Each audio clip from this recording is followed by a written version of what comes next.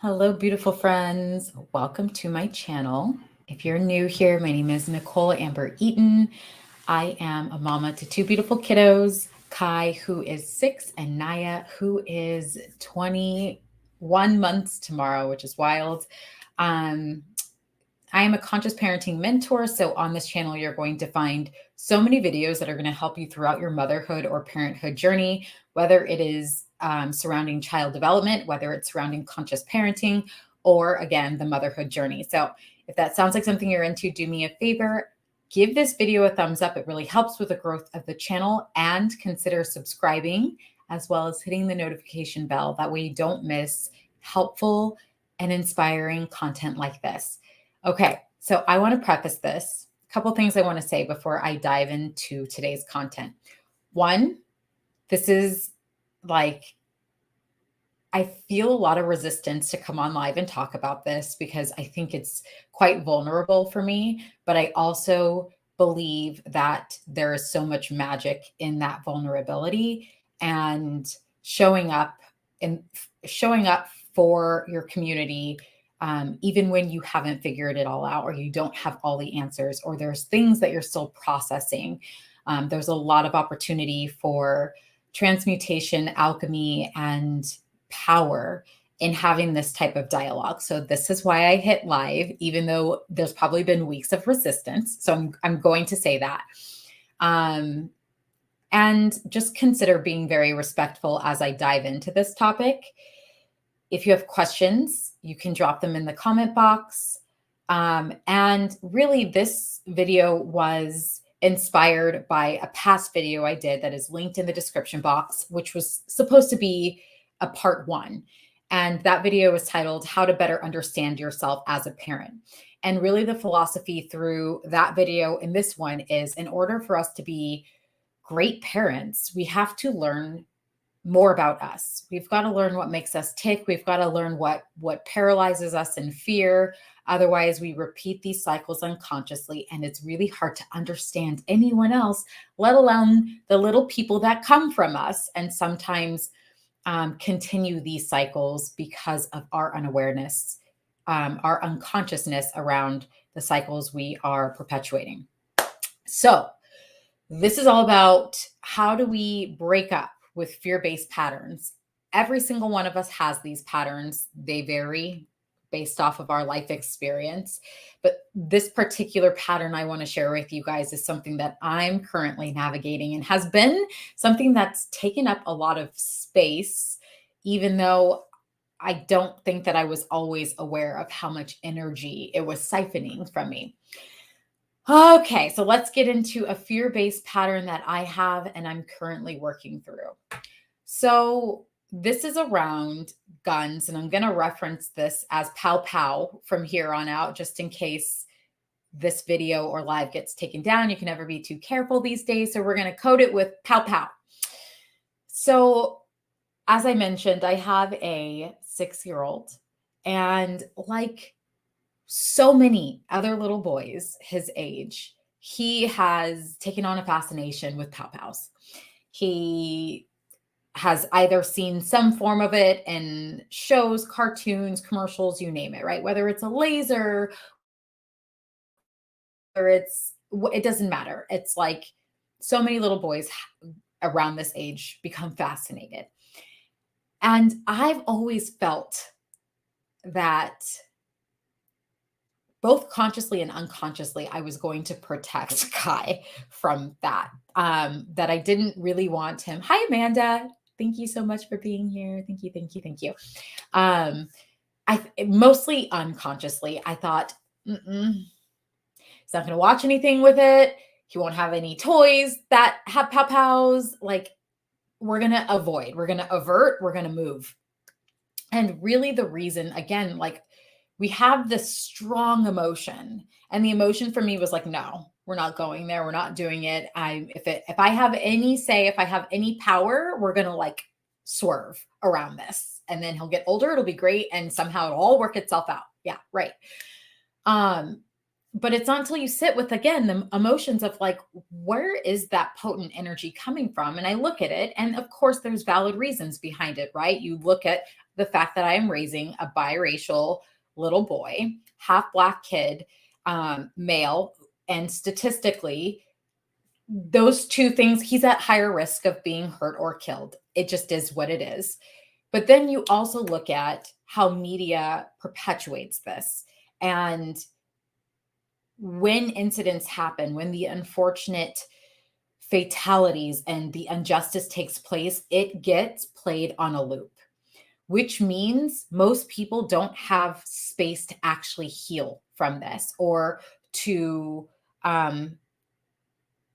move away from fear-based patterns, because they're constantly being re-traumatized by this loop, this incessant loop, to spark our fears, to turn on that limbic brain system that keeps us in this fight, flight, or freeze, right? And causes problems and distance between the people that we are living life with, right? And then the third piece of this big emotional no that I felt when I sat with it is the fact that I'm a mom.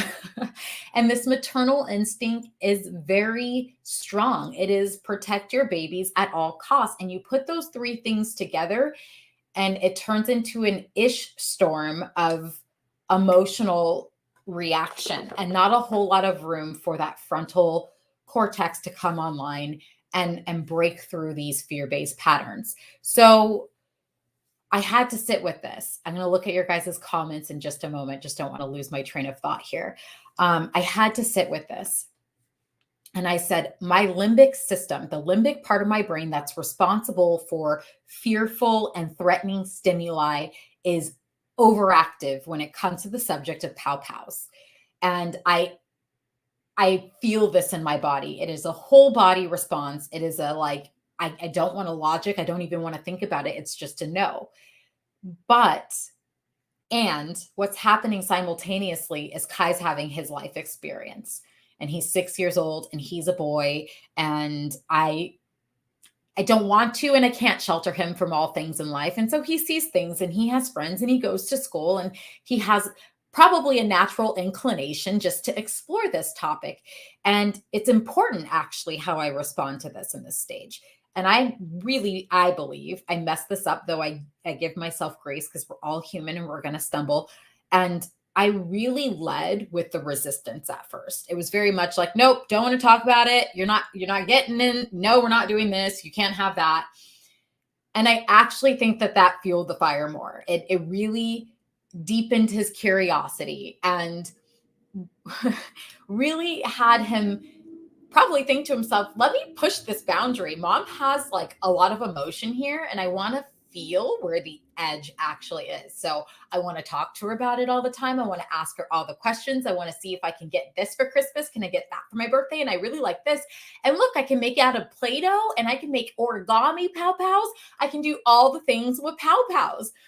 And it was then that I had the like, aha, okay, well, this is coming up for you to deal with, not to run from. And I'm a pretty big proponent of, we have soul contracts with people in this lifetime, in any lifetime.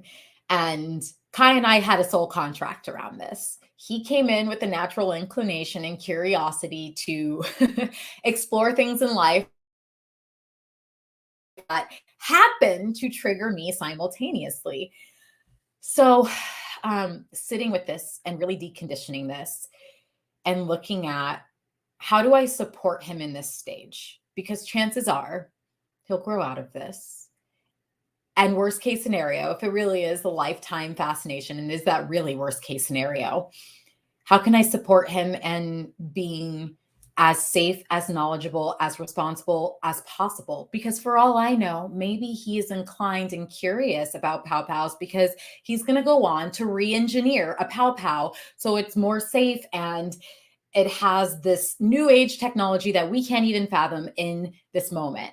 But if I'm constantly resisting, if I'm constantly fighting, if I'm constantly shutting down, I rob us from evolving, from these fear-based patterns. And it doesn't matter whether it's pow pow, doesn't matter what it is.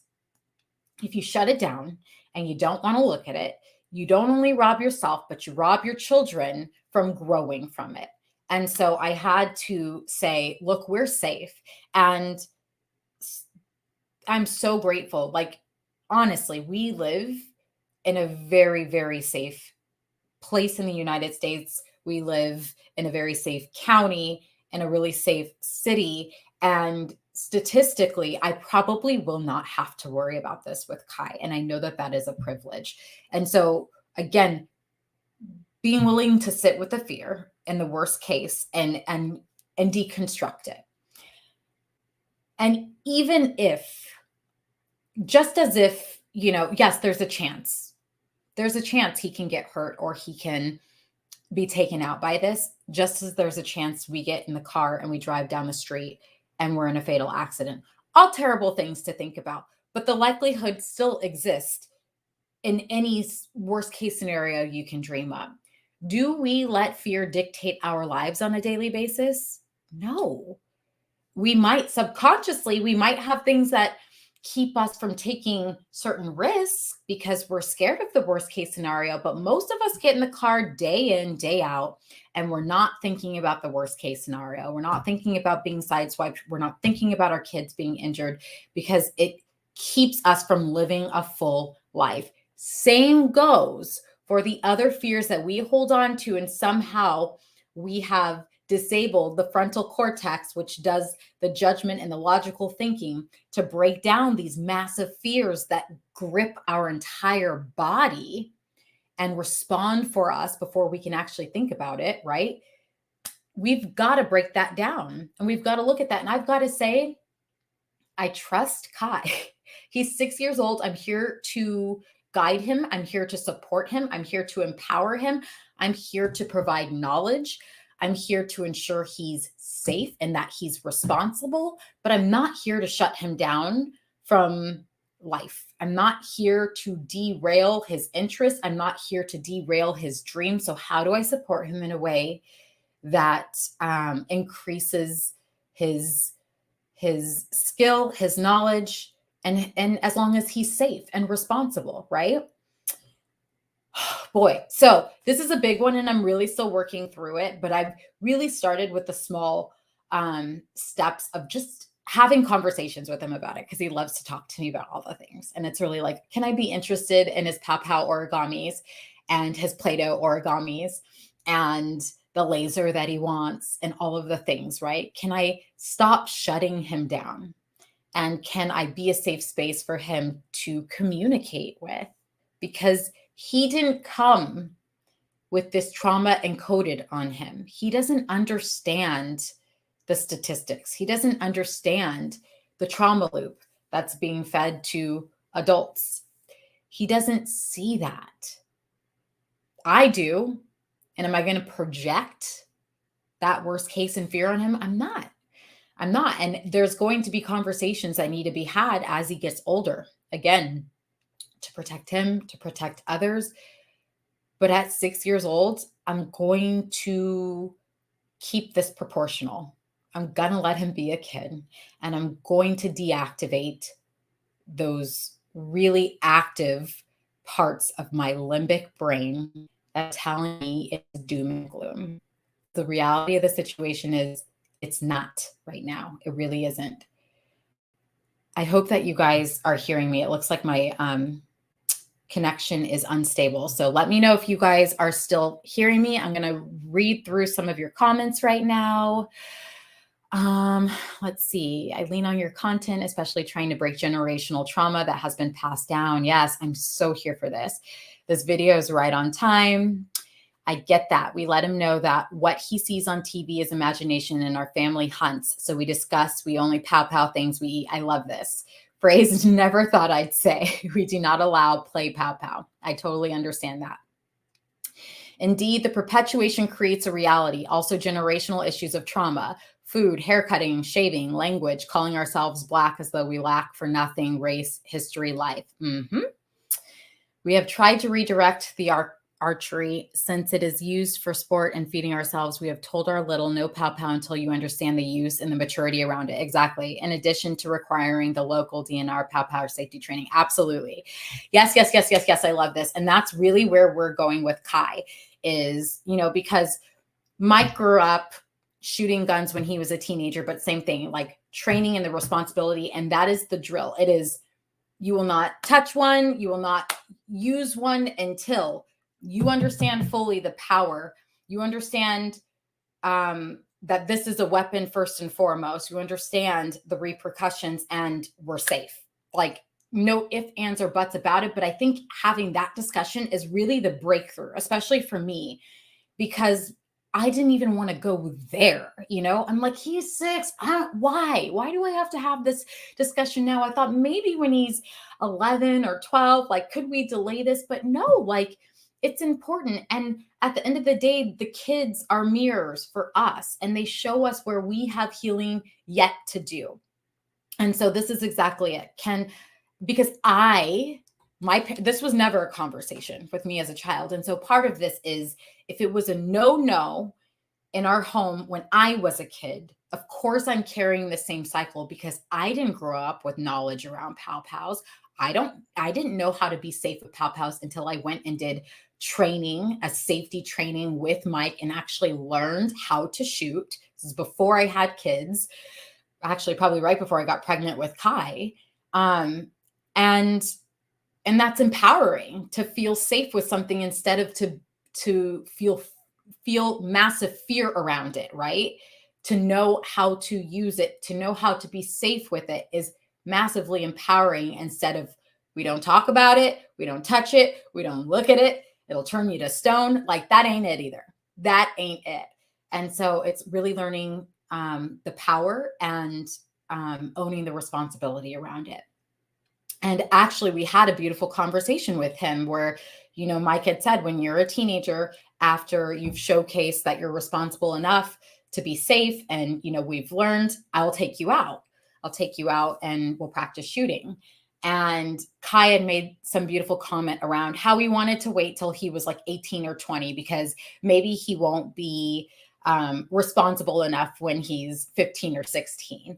And it just warmed my heart that a 6-year-old might have that self-reflection. And who knows where he'll be when he's 15 or 16. But it wasn't this immediate, instantaneous gratification that I have to have, right? Like, as soon as I can get it, I want it. It's like he really understood the gravity of what we were talking about and how important it was. And he was willing to delay his timeline, even though he probably doesn't have a perception of, how long that might feel or how many years down the road, but he was willing to push it back for the thought of him not being ready, which really was like an aha moment for me, where it's like, can we give our kids a little more trust? Can we like lean into their power a bit more? Like, yes, we're here to guide and support, but like, they're not dumb. They're really, really not dumb.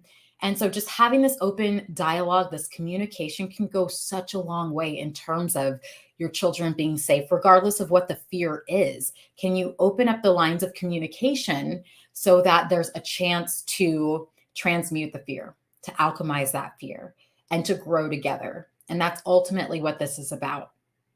I really needed this discussion on fear today, and I'm a mama. Thank you. Yes. I'm so happy that I could come in here, have this conversation with you guys. Fears are hard, but if we are to be our best selves for our children, we've got to look at them. We've got to be willing to break up with these patterns, to transmute them, and to turn them into something better so that our children have tools. They have a different operating system, that they grow up letting love guide them instead of fear hinder them. It is not their weight to carry our trauma, our fear patterns and cycles, our ancestral wounds. It's not for them, just as it wasn't for us to carry. But when we know better, we do better. So here we are today having this discussion, and I want to invite you to look at it. what fears, what subconscious fears are making their way into your conscious reactions or actions. And what's the next thing you can do to break up with these fears? Is it opening up for a conversation, a conscious conversation with your partner, yourself, your kids? Is it simply acknowledging that it exists? Is it breaking down worst case scenario? Because sometimes we got to go there. Sometimes we got to say, what is the worst case scenario? What would I do? Would I be okay? And is it more likely that that worst case scenario statistically is not about to happen? Okay, so that's what I want to invite you to.